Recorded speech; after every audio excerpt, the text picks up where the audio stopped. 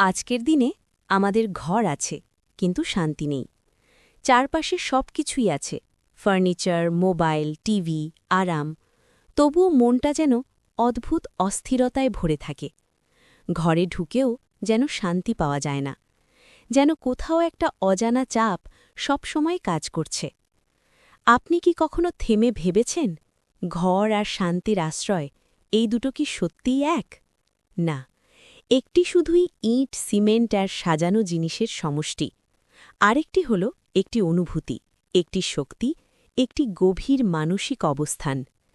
হাজার বছর আগে লর্ড কৃষ্ণ আমাদের এমন একটি শিক্ষা দিয়েছেন যা আজও ঠিক ততটাই প্রাসঙ্গিক। তিনি বলেছিলেন, শান্তি বাইরে কোথাও নেই, শান্তি তৈরি করতে হয় নিজের ভিতরে।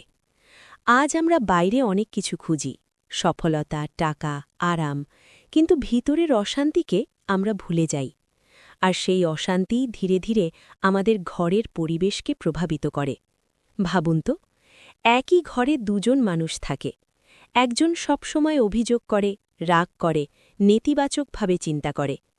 আরেকজন শান্ত, কৃতজ্ঞ, ভালোবাসা দিয়ে কথা বলে। ঘরটা কি একই থাকবে? না, একজন সেই ঘরকে ভারী করে তুলবে, আরেকজন সেই ঘরকে আলোকিত করবে। এই কারণেই শ্রীকৃষ্ণ বলেন, মনই সবকিছুর উৎস। আপনার ঘরের পরিবেশ আপনার মনের প্রতিফলন। তাই যদি আপনি আপনার ঘরকে শান্তির আশ্রয়ে পরিণত করতে চান, তাহলে প্রথমে নিজের ভিতরে কাজ করতে হবে। প্রতিদিন সকালে দিন শুরু করার আগে শুধু 5 মিনিট সময় নিন। চোখ বন্ধ করুন, গভীর শ্বাস নিন। মনে মনে বলুন, আমি শান্ত, আমি স্থির, আমি নিরাপদ। এই শব্দগুলো শুধু বাক্য নয়, এগুলো আপনার মনের প্রোগ্রামিং বদলায়। ধীরে ধীরে আপনি নিজেই বুঝতে পারবেন আপনার প্রতিক্রিয়া বদলাচ্ছে, আপনার রাগ কমছে, আপনার ধৈর্য বাড়ছে। আর তার সাথে সাথে আপনার ঘরের পরিবেশও বদলাতে শুরু করবে। এবার আসুন কথা বলি শব্দের শক্তি নিয়ে। শ্রীকৃষ্ণ আমাদের শেখান, যেখানে ভালো চিন্তা ও ভালো শব্দ থাকে, সেখানে দেবত্ব উপস্থিত থাকে। আপনার ঘরে কি ধরনের কথা বেশি বলা হয়? তুমি এটা পারো না, সবসময় তুমি ভুল করো, আমার জীবনটাই খারাপ। এই ধরনের কথাগুলো শুধু মানুষের মনকেই আঘাত করে না, এগুলো পুরো ঘরের এনার্জিকে নষ্ট করে দেয়। কিন্তু যদি আপনি প্রতিদিন একটু সচেতন হন, ধন্যবাদ, তুমি খুব ভালো করেছ, আমি তোমার পাশে আছি, এই কথাগুলো ব্যবহার করতে শুরু করেন, তাহলে আপনি নিজেই দেখবেন পরিবর্তন শুরু হয়ে গেছে। একটি পরিবার তখনই সুন্দর হয় যখন সেখানে ভালোবাসা প্রকাশ করা হয়। অনেক সময় আমরা ভালোবাসি কিন্তু বলি না, কিন্তু মনে রাখবেন, না বলা ভালোবাসা অনেক সময় অশান্তির কারণ হয়ে দাঁড়ায়। আজই চেষ্টা করুন, আপনার বাবা মা, আপনার সঙ্গী, আপনার সন্তান, যাকে ভালোবাসেন তাকে বলুন, আমি তোমাকে ভালোবাসি। আপনি অবাক হয়ে যাবেন এই একটি বাক্য কতটা শক্তিশালী। এবার আসুন কথা বলি শান্তির কোণ নিয়ে। আপনার ঘরে কি এমন কোনো জায়গা আছে যেখানে বসলে আপনার মন শান্ত হয়ে যায়? না থাকলে আজই তৈরি করুন। একটি ছোট কোণ, খুব বেশি কিছু লাগবে না। একটি পরিষ্কার জায়গা, হয়তো একটি ছোট ছবি, একটি প্রদীপ, বা শুধু একটি খালি জায়গা।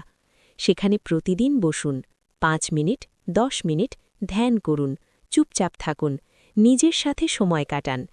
ধীরে ধীরে সেই জায়গাটি আপনার ঘরের সবচেয়ে শক্তিশালী জায়গায় পরিণত হবে। যখনই আপনি ক্লান্ত বা অশান্ত, সেখানে বসে আপনি নিজেকে আবার খুঁজে পাবেন। এবার আসুন একটি কঠিন সত্যের মুখোমুখি হই। ঘরের অশান্তির সবচেয়ে বড় কারণ কি? ইগো। আমি ঠিক, তুমি ভুল, এই চিন্তা। এই ইগো আমাদের সম্পর্ককে ধ্বংস করে। আমরা জিততে চাই, কিন্তু সম্পর্ক হারিয়ে ফেলি। শ্রীকৃষ্ণ বলেন, অহংকার ত্যাগ করো, তবেই সত্যিকারের শান্তি পাবে। কখনো কখনো চুপ থাকা, তর্ক না করা, ক্ষমা করে দেওয়া, এইগুলোই সবচেয়ে বড় শক্তি। এগুলো দুর্বলতা নয়, এগুলোই প্রকৃত শক্তি।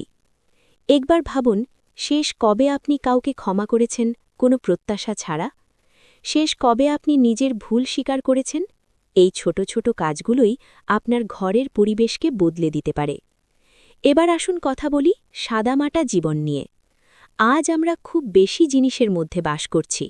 অপ্রয়োজনীয় জিনিস, অপ্রয়োজনীয় শব্দ, অপ্রয়োজনীয় ব্যস্ততা এগুলো আমাদের মনকে ভারী করে দেয়।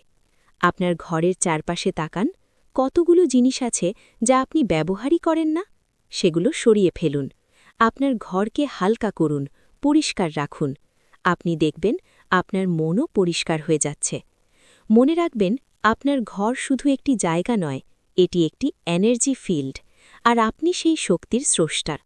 আপনি যেমন ভাববেন, যেমন বলবেন, যেমন আচরণ করবেন, আপনার ঘরও ঠিক তেমন হয়ে উঠবে। যখন আপনি ভালো চিন্তা করবেন, ভালোবাসা ছড়াবেন, কৃতজ্ঞ থাকবেন, তখন আপনার ঘর ধীরে ধীরে একটি মন্দিরে পরিণত হবে, একটি সত্যিকারের শান্তির আশ্রয়।